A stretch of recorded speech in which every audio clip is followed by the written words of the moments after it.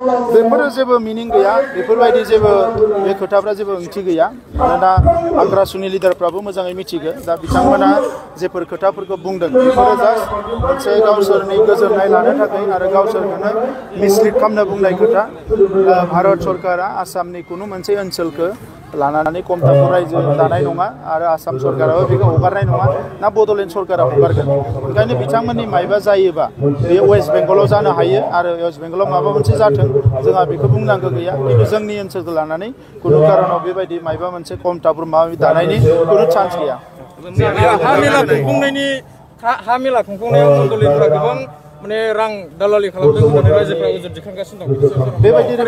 जेबो दालालि खालामाखै सोरबा जुदि होनो हायोब्ला प्रुफ लोगो लोगो सासपेन्ड खालामनाय जागोन आरो नोंथांमोनाबो माबा मोनदोंबा जोंनो हर सोरबा मण्डला जुदि हा मेलायाव फैसा खांदोंब्ला बेखौ लोगो लोगो सासपेन्ड खालामनाय जागोन आरो सोरबाया जुदि खाङाखैलासिनो ओरैनो आननेसेसारि अजद खालामदोंबा बेखौबो जोङो आयेनगत भाबे बेखौ पानिशमेन्ट होनाय जागोन बेफोरो जेबो मिनिं गैया बेफोरबायदि जेबो बे खोथाफ्रा जेबो ओंथि गैया मानोना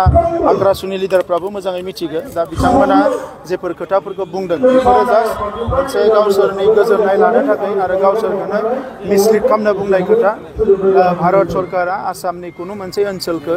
लानानै कमतापुर रायजो दानाय नङा आरो आसाम सरकाराबो बेखौ हगारनाय नङा ना बड'लेण्ड सरकारा हगारगोन ओंखायनो बिथांमोननि मायबा जायोबा बे वेस्ट बेंगलाव जानो हायो आरो वेस्ट बेंगलाव माबा मोनसे जाथों जोंहा बेखौ बुंनांगौ गैया खिन्थु जोंनि ओनसोलखौ लानानै कुनु कारनाव बेबायदि मायबा मोनसे कमतापुर माबा दानायनि कुनु चान्स गैया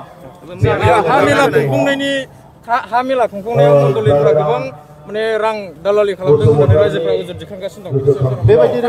जेबो दालालि खालामाखै सोरबा जुदि होनो हायोब्ला प्रुफ लोगो लोगो सासपेन्ड खालामनाय जागोन आरो नोंथांमोनाबो माबा मोनदोंबा जोंनो हर सोरबा मण्डला जुदि हा मेलायाव फैसा खांदोंब्ला बेखौ लोगो लोगो सासपेन्ड खालामनाय जागोन आरो सोरबाया जुदि खाङाखैलासिनो ओरैनो आननेसेसारि अजद खालामदोंबा बेखौबो जोङो आयेनगत भाबे बेखौ पानिशमेन्ट होनाय जागोन